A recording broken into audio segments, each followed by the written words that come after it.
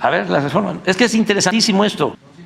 Reformas, pero esas son las 19 más importantes. Esas nada más son las. Y luego les dejo de tarea a ustedes que me digan cuáles reformas hicieron los gobiernos del PRIAN en beneficio del pueblo. A ver si me encuentran una.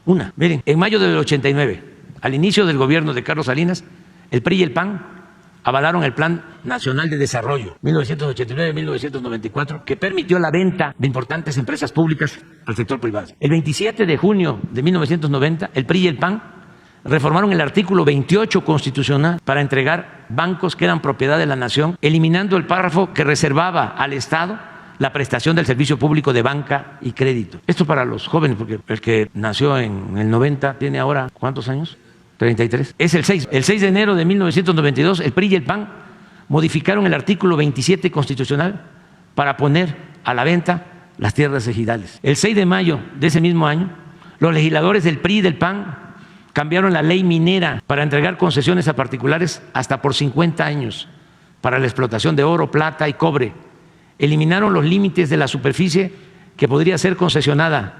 Derogaron el impuesto a la extracción de minerales. Es decir, décadas estuvieron las mineras sin pagar impuestos por la extracción de minerales. Esto no sucedió en ningún país del mundo, el no pagar los impuestos por la extracción de minerales. Derogaron el impuesto de extracción de minerales y dieron lugar a la privatización de unidades y plantas mineras del sector paraestatal, como fue el caso de la histórica mina de Cananea. Era una mina del sector público y con Salinas, con el apoyo del PRI y del PAN, se entregó a Grupo México. En ese sexenio además se entregaron 6.600.000 hectáreas de reservas mineras nacionales que existían a 3 consorcios, Peñoles, Grupo México y Carso. Y esta misma política continuó hasta el 1 de diciembre de 2018, hasta que llegamos.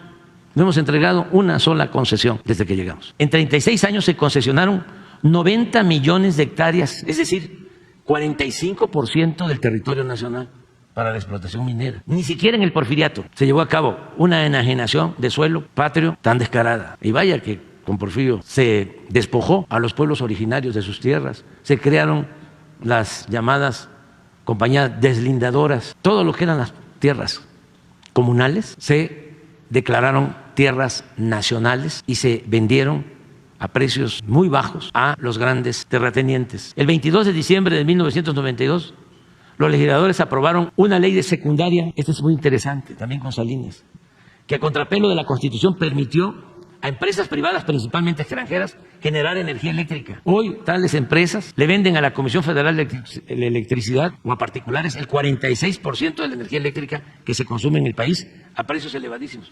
O sea, ¿qué hacen con esto? Esto es muy importante para los constitucionalistas. Esto es una violación flagrante a la Constitución, porque lo que hicieron fue que reformaron una ley secundaria y la Constitución prohibía que particulares generaran y distribuyeran energía eléctrica.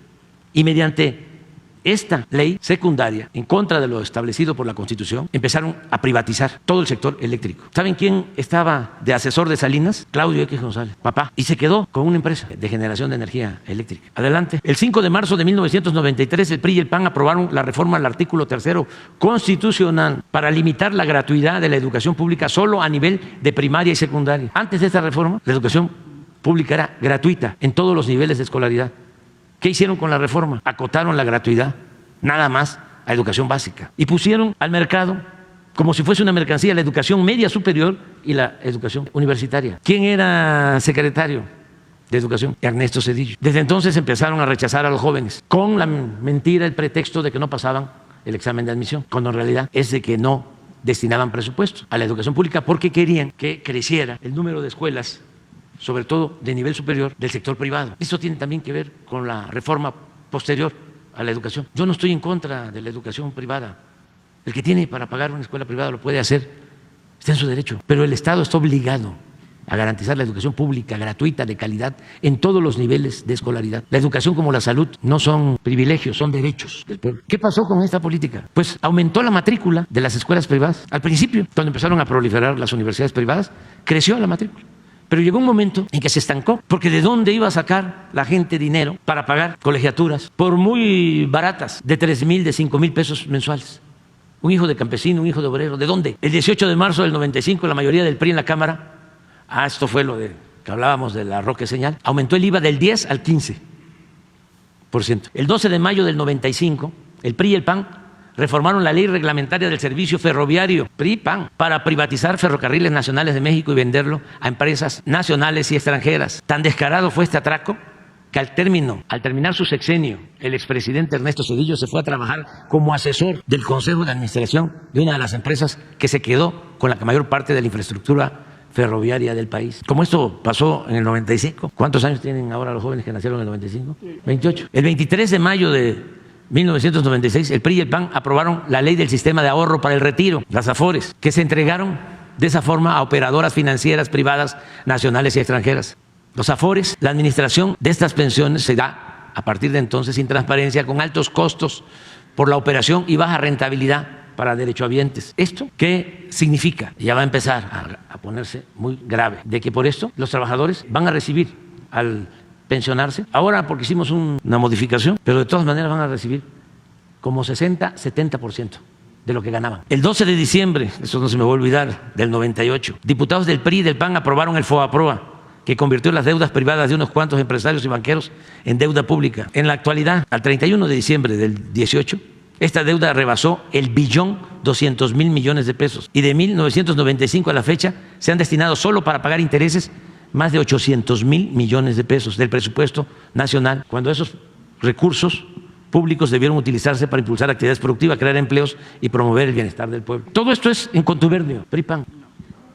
El 24 de octubre, el 8 de diciembre de 2005, ya durante el foxismo, el PRI y el PAN reformaron la ley del impuesto sobre la renta para conceder a las grandes corporaciones económicas y financieras el privilegio de diferir el pago de impuestos hasta por el 100% de sus contribuciones. Una vez consumado el fraude electoral de 2006, el 22 de marzo de 2007, el PRI y el PAN modificaron la ley del ISSSTE. Esto fue la maestra Elvester con Felipe Calderón, y entregaron las pensiones de los trabajadores al servicio del Estado a los intereses de los banqueros. Es lo mismo cuando empiecen a jubilarse a partir de esta ley, los maestros van a recibir la mitad de su sueldo. El 13 de septiembre de 2007, los mismos legisladores del PRI y del PAN aprobaron un paquete fiscal que incluyó la creación de un impuesto empresarial de tasa única y el impuesto del 2% en efectivo, que más tarde aumentaron al 3%. El 24 de octubre de 2008 aprobaron la Ley de Petróleos Mexicanos para dar lugar al otorgamiento de contratos incentivados a empresas privadas. El 2 de diciembre de 2012, al día siguiente de haber tomado posesión de la presidencia, Enrique Peña Nieto firmó con los partidos PAN, PRI y PRD el llamado Pacto por México, con el cual acordaron profundizar en las privatizaciones del sector energético, la educación, la seguridad social y las comunicaciones, así como reformar leyes fiscales, laborales y hacendarias, todo en beneficio de la clase dominante del país y de los intereses extranjeros. Poco antes, el 30 de noviembre de 2012, diputados y senadores del PRI y del PAN aprobaron la reforma laboral que eliminó derechos históricos a los trabajadores al permitir la subcontratación, eso ya lo resolvimos, el outsourcing famoso, el pago por horas y sin prestaciones sociales. El 13 de diciembre de 2012, la Cámara de Diputados aprobó la mal llamada reforma educativa, que tenía como consigna someter al magisterio y avanzar en la privatización de la enseñanza. El 18 de diciembre de 2012, el Senado aprobó las reformas constitucionales en materia de telecomunicación, modificaron artículos para garantizar el derecho de las empresas, pero no de los ciudadanos, y permitir la censura previa y violando el derecho a la privacidad. Además, los legisladores dejaron fuera a las radios comunitarias indígenas y a los derechos de las audiencias. La Ley Federal de Telecomunicaciones creó el Instituto Federal de Telecomunicaciones para evitar el monopolio, para evitar que en las telecomunicaciones no hubiesen monopolios. ¿Sí? Para eso fue. Le llaman agentes preponderantes. Si me permite otra pregunta, presidente. A ver, deja que yo termine. Ya estamos terminando. ¿A dónde vamos? En octubre del 17, el Senado aprobó nuevos cambios a la Ley de Telecomunicaciones. El 17 de octubre del 13, la Cámara de Diputados aprobó la reforma hacendaria, que significó cobrar más impuestos a la mayoría de los contribuyentes, manteniendo los privilegios, súbele, hasta ahí, fiscales para las grandes empresas y los bancos. No conformes con el avance de las privatizaciones del petróleo mexicano y la Comisión Federal de Electricidad, el 11 de diciembre de 2013, los senadores del viejo régimen aprobaron la reforma energética para entregar el 20% del potencial petrolero del país a empresas particulares, nacionales y extranjeras. En fin, esto no. Díganme si este contubernio no operó al servicio de los potentados. Todas esas reformas a la Constitución fueron para beneficiar al pueblo. Nada. Tomaron por asalto al gobierno, secuestraron a todos los poderes, crearon una república simulada. Y parte de esto es lo del Poder Judicial.